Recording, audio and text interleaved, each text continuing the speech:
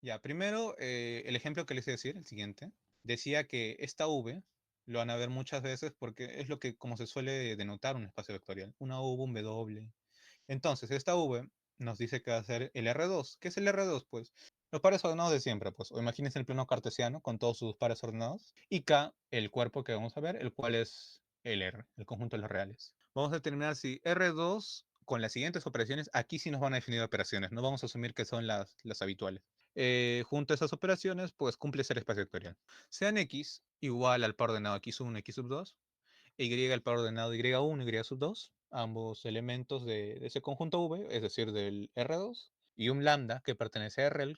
Las operaciones son las siguientes, las define así. El X más Y se define como X1 más Y1 más 1, par ordenado X2 más Y2 más 1, que a simple vista pareciera un inofensivo que no va a alterar nada, pero vamos a ver si afecta en algo. Bueno, y la multiplicación, pues, es la de siempre, la que vemos en los pares ordenados, que un lambda x se define como lambda x1, lambda x sub 2. De acá nos saltamos de frente al V5, distribuidad de la multiplicación escalar con respecto a la adición de vectores. Tomamos los elementos que nos definieron, que era el x y el y, con sus respectivos índices, sus pares ordenados. Ya vimos que pertenece a R2 y el lambda R, entonces comenzamos a operar. El lambda vamos a multiplicarle a una suma de, bueno, de elementos de ese V, que es R sub 2. Los expresamos como está expresada la suma, es decir, operamos de adentro hacia afuera. El x más y se pasa a ser el par ordenado x1 más y1 más 1, coma, x2 más y2 más 1. Ahora tenemos un nuevo vector, porque este elemento también pertenece a R2, tiene la misma forma, pues, ser un par ordenado. Y el lambda, o sea, la multiplicación por un escalar, pues es la multiplicación de siempre a un par ordenado. La aplicamos y nos quedaría lambda x sub 1, lambda y sub 1,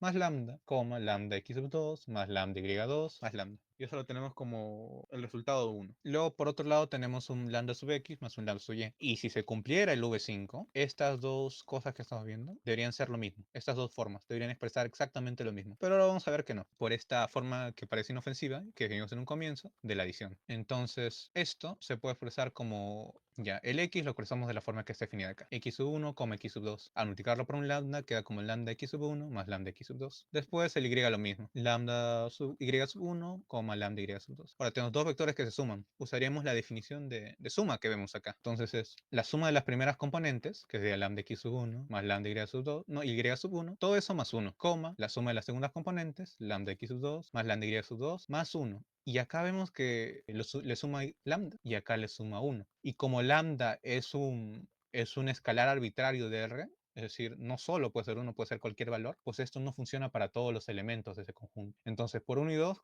concluimos que lambda x más 1 no es necesariamente igual, o es decir, casi nunca va a ser igual a lambda x más lambda y.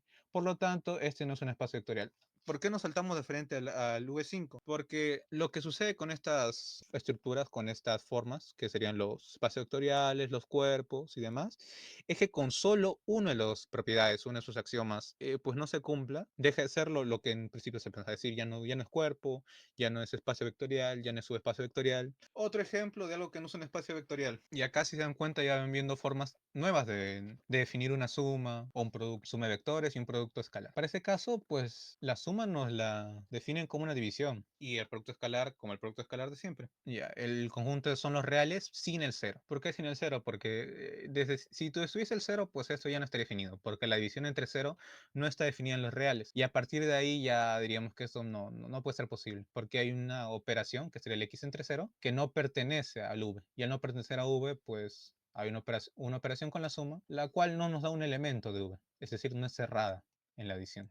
Acá nos vemos una contradicción. Ya, para este caso lo que hicimos es ver una serie de valores en particular, porque basta que no se cumpla para un par ordenado, pues no podemos garantizar que se cumpla para todos los elementos. Basta con mostrar que existe un elemento que no cumplen los axiomas de un espacio vectorial, pues ya todo esto de acá que están definiendo no puede ser un espacio vectorial. Tomamos los valores x igual a 1, y sub 2, no, y igual a 2. Usamos la suma, 1 más 2, y acá la suma es definida de la siguiente manera. El primer elemento entre el segundo elemento, que sería un medio. Y recuerdan que para los espacios vectoriales tenía que cumplir que no importaba el orden en que se ponían los vectores, al operarlos con la operación de adición tenían que dar el mismo resultado, conmutaban, entonces debería cumplirse lo mismo. 1 más 2 tendría que ser igual a 2 más 1. Entonces ponemos el 2 más 1. Pero la definición de un 2 más 1 sería el primer valor entre el segundo valor. Y vemos algo. un medio, pues no es igual a 2. Y recordamos que estos son elementos de, como mencionó Piero, pues R, de los reales. Y en los reales tampoco se cumple que un medio sea igual a 2. Es decir, vemos que para un par de números no se cumple la propiedad que buscamos. O sea, no se cumple para todos los elementos. Decir que se cumple para todos los elementos sería una mentira. Eso sí sería falso. Por ende, entonces eso no es un espacio vectorial. Por lo tanto, V no es un R espacio vectorial.